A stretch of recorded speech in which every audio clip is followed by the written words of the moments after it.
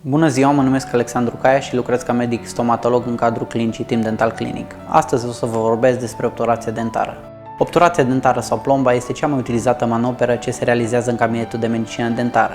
Cu ajutorul obturației se reface estetica, morfologia și se redă funcția normală a dintelui, pe care acesta a pierdut-o din diferite cauze, cel mai frecvent în urma unui proces carios. Există o varietate de materiale folosite în realizarea obturației dentare, se utilizează compozitul, amalgamul, aurul sau ceramica, dar cel mai utilizat este compozitul, deoarece este o tehnică minim-invazivă și rapidă în execuție. În prima etapă se efectuează anestezia pentru a preveni durerea și disconfortul pacientului, se izolează dinții ce urmează a fi tratați cu digă.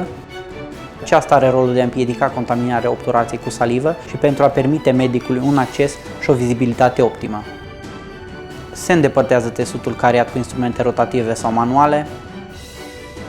Urmează aplicarea unui acid pe suprafața dentală pentru a crea microretenții, peste care se așează un strat fluid numit bonding, ce are ca rol crearea unei legături între suprafața dentară și rășina compozită. Se introduce materialul compozit în cavitatea creată inițial și se întărește cu ajutorul lămpii de fotopolimerizare. Se verifică ocluzia, se finisează și se lustruiește obturația.